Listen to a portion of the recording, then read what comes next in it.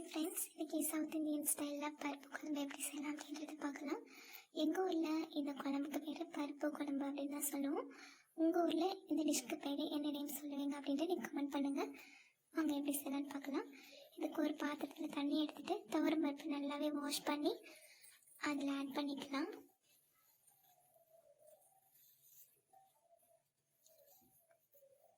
உங்களுக்கு மெஷர்மெண்ட் எவ்வளோ வேணுமோ நீங்கள் ஆட் பண்ணிக்கலாம். நான் 1/4 கிலோ எடுத்துருக்கேன்.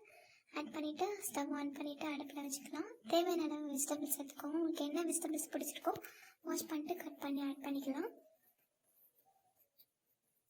அதுக்கப்புறமா ஒரு பிஞ்ச் மஞ்சள் பொடி அண்ட் பெருங்காயத்தூள் ஆட் பண்ணிக்கலாம். ஆட் பண்ணிவிட்டு அதுக்கப்புறமா அது கொதி வந்ததுக்கப்புறமா கருவேப்பிலை கொத்தமல்லி ஆட் பண்ணிவிட்டு மூடி வச்சிட்டேன். ஒரு 10 மினிட்ஸ்க்கு அப்புறமா பார்த்தீங்கன்னா நல்லாவே வெந்து வந்திருக்கும். இது கூடவே இடித்த பூண்டு அந்த சீரகம் ரெண்டுமே நல்லா இடித்து அதை ஆட் பண்ணி விட்டுக்கலாம். அது கூடவே துருவின தேங்காய் சேர்த்துருக்கேன். அப்புறமா மூடி போட்டேன். ஒரு 10 மினிட்ஸ்க்கு அப்புறமா நல்லாவே வெந்து வந்ததுக்கப்புறமா இது மாதிரி மத்து வச்சுட்டு நல்லா கடைஞ்சி விட்டுக்கோங்க. அந்த காய்கறி எல்லாமே நல்லா மிக்ஸ் பண்ணி வர மாதிரி இது ரெடி ஆயிடுச்சு.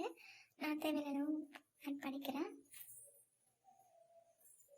ஆட் பண்ணிட்டேன். அப்புறமா ஒரு லெமன் சைஸ்க்கு புளி கரைச்சி ஆட் பண்ணிக்கலாம். அது கூடவே தேவையான அளவு தண்ணியும் சேர்த்து ஆட் பண்ணிக்கலாம்.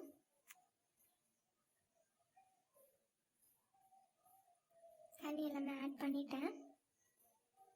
நல்லா மிக்ஸ் பண்ணி விட்டுக்கோங்க. அந்த பருப்பு கடைசிலும் அந்த தண்ணியும் நல்லா மிக்ஸ் ஆகி வர்ற மாதிரி மிக்ஸ் பண்ணிவிட்டு மூடி வச்சுடுங்க. அதுக்கப்புறமா நம்ம தாளிப்பு ரெடி பண்ணிக்கலாம். சைடில் ஒரு பேனில் ஆயில் ஆட் பண்ணிட்டேன். கடுகு, காஞ்ச மிளகாய், வெந்தயம் ஆட் பண்ணிக்கிட்டேன். அப்புறமா கருவேப்பிலை ஆட் பண்ணிக்கிட்டேன்.